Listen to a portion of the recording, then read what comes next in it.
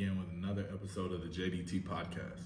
I know it's been a while since I've done my last official podcast episode, but there's been a lot of work. There's been a lot of things moving and a lot of actions being taken care of. One of the major things, if you don't follow us on social media at the JDT podcast on Instagram, I started a YouTube channel for viewers who would like to see a more in-person kind of thing, which I've been getting a lot of requests for. It's definitely something new for myself because I have yet to spend a lot of time in front of a camera. But hey, I'm glad to have that in the works. I'm glad to have created the channel. And for those wondering, there has been an official intro video. And I feel like it was pretty good. It's again, something in the works, but that's what we're here for, right? Getting better together. And a lot of other changes as well have come along in life and in general. So one of the things that I've been working on for sure has definitely been myself, just building myself more, getting in a constant situation of building and being healthier first. So just wanting to more so focus and handle that down on those issues where I felt like could have been holding myself back. And I would like to talk to you all about some of that. One of the things where I feel I lacked was not being focused enough or being wanting to be overly involved. I always enjoy having my hands on a lot of key parts, whether if there's something work related, school related, or just trying to find numerous things that I feel would help me out in general, instead of just taking it task by task and knocking out barrier after barrier in order to get better overall. And a lot of that can get you mixed up if you have too many things going on without a balance. And balance is very key. Finding your balance, finding your niche, and just continuing to strive for greatness.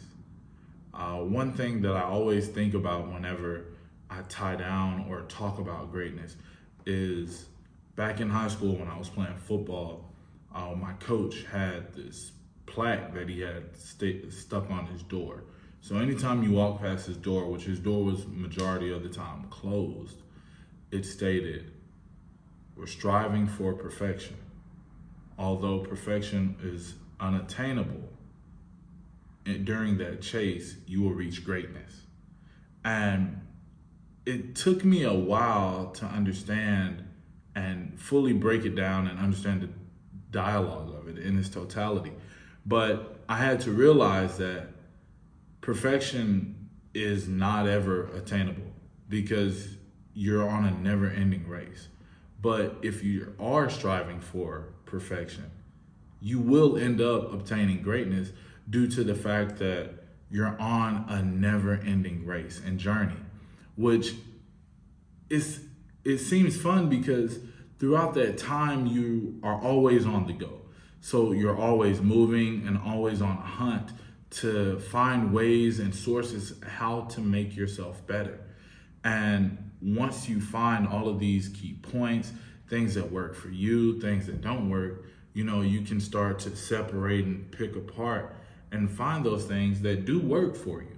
So that way, once you find those things and you then go back and pull from the other side and start adding on to those things, now you're starting to stack yourself up to overall chase and capture greatness. On the flip side of that, if this is your first time tuning in to the JDT podcast, I want to thank you. And I hope that this episode will not be your last, but I do also hope that you enjoy this. On the flip side of chasing and perfection and obtaining greatness comes failure.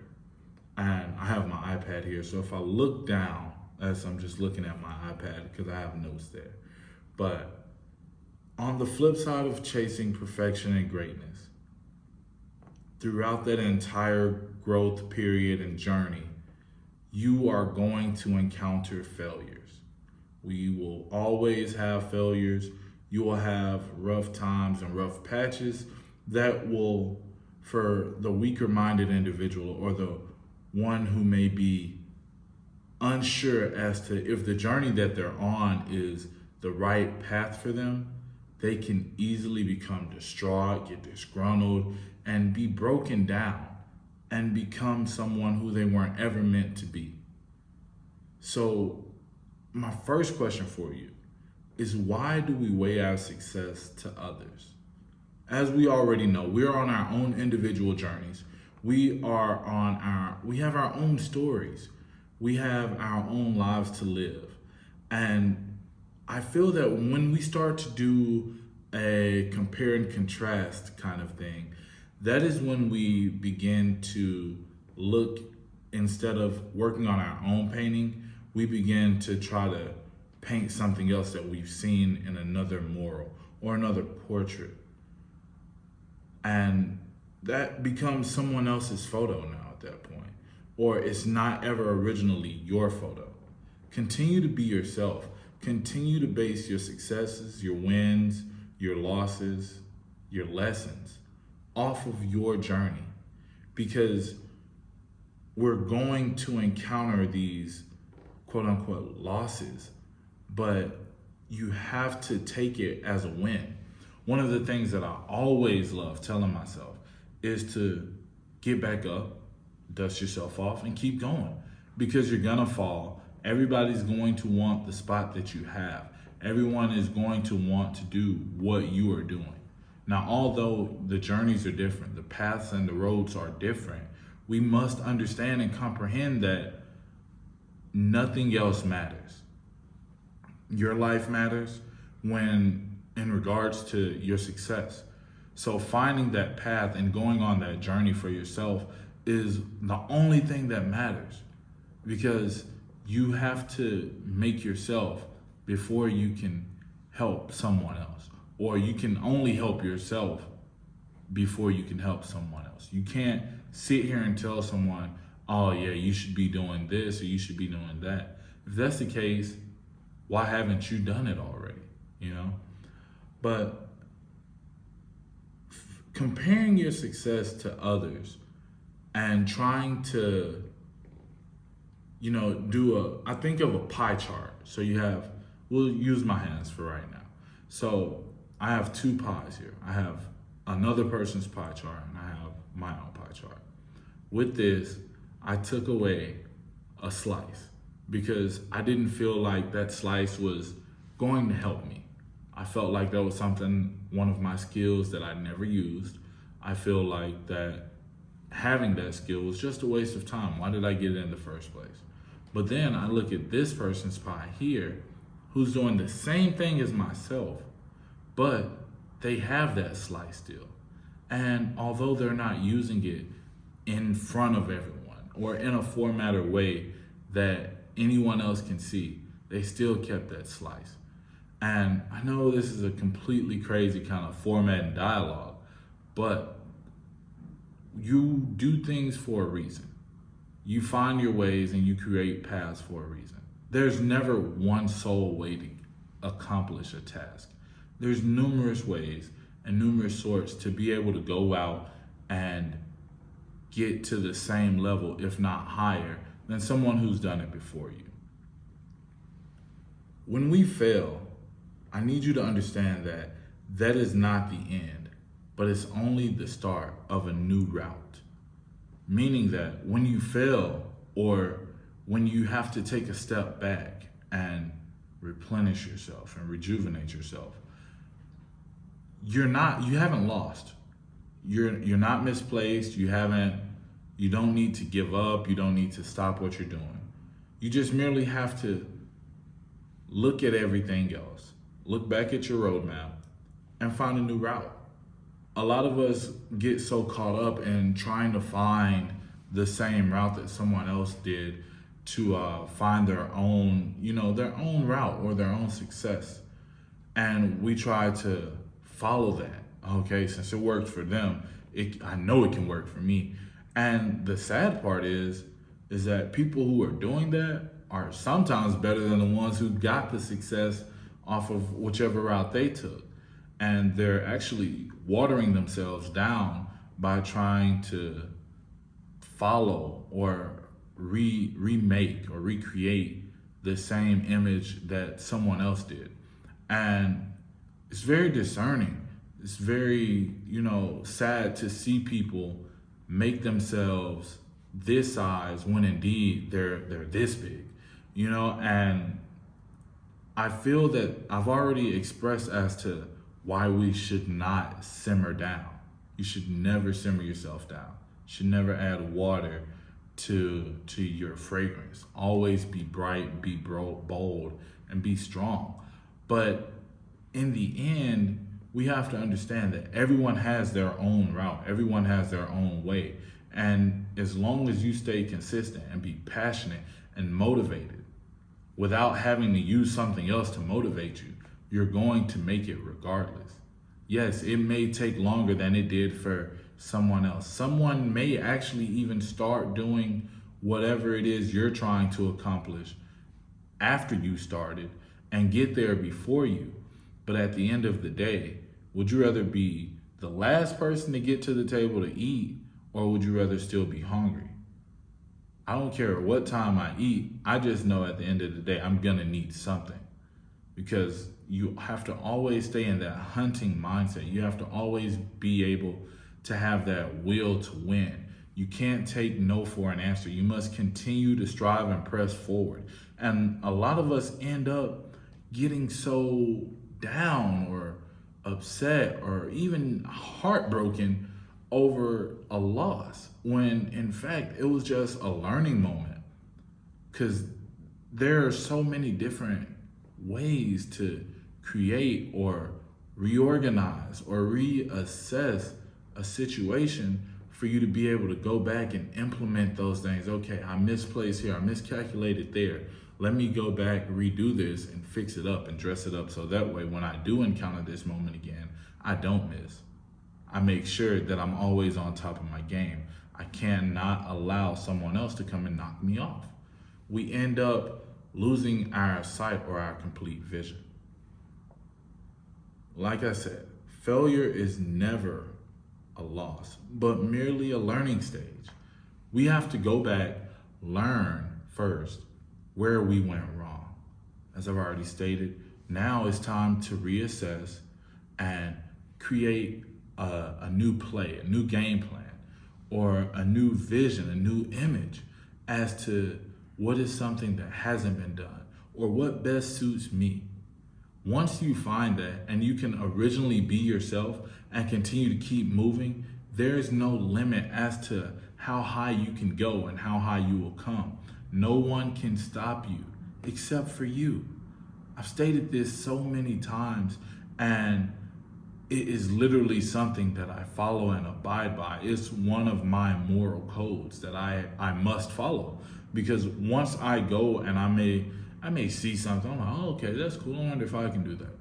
But in the end, I don't feel like I can do it as well because it's not myself.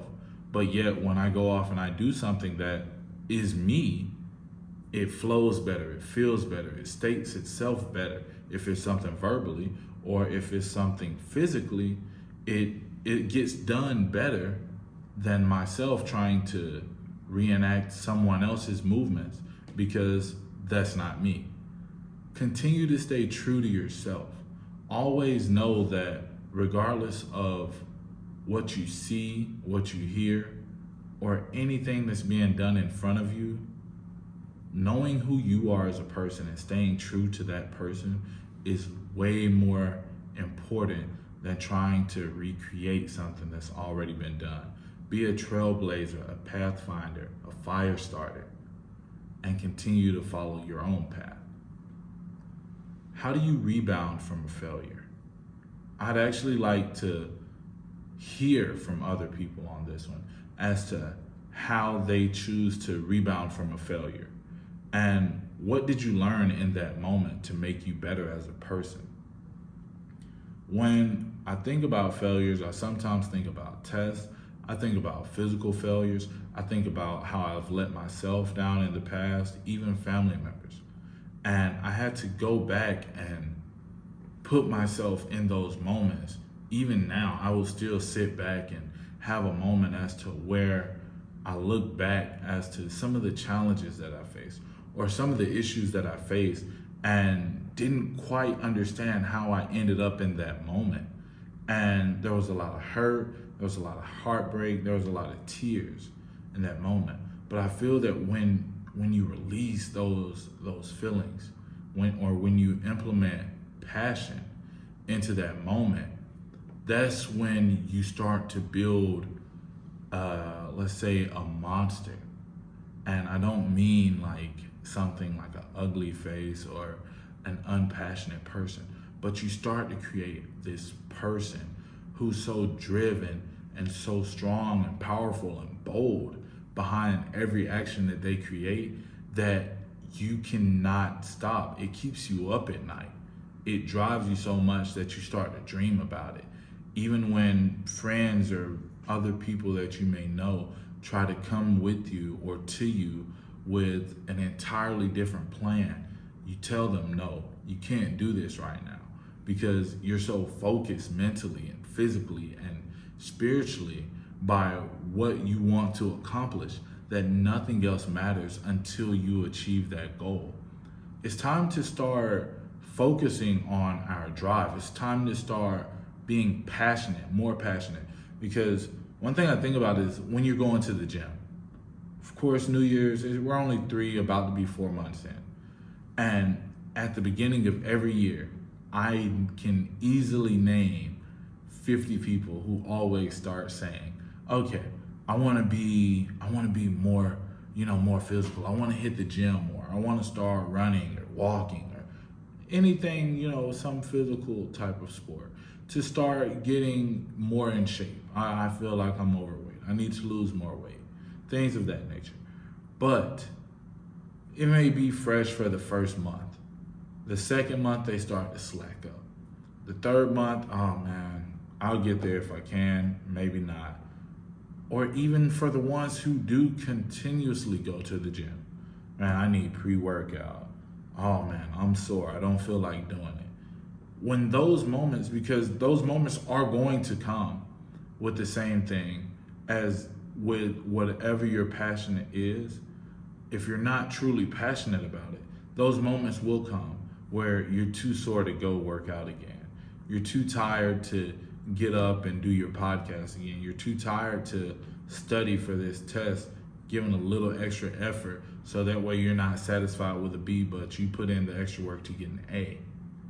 Once you start getting passionate about it to where it starts to eat you up internally and you start to lose sleep, you start focusing so much attention on that passion that you forget to eat, that you may go times where you might not bathe. Like, I know but all of those things tie into your passion because you push yourself so hard into the moment to where you're only focused about, oh man, I have to get this done. I have to make sure that I stay on my path.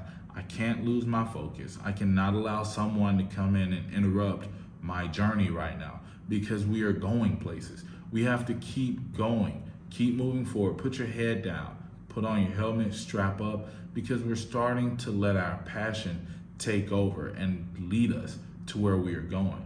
We have to go and lift ourselves up each and every day, regardless of the harsh words we may hear, regardless of how bad we may feel that we're doing with our job, regardless of if we do not even feel like doing it.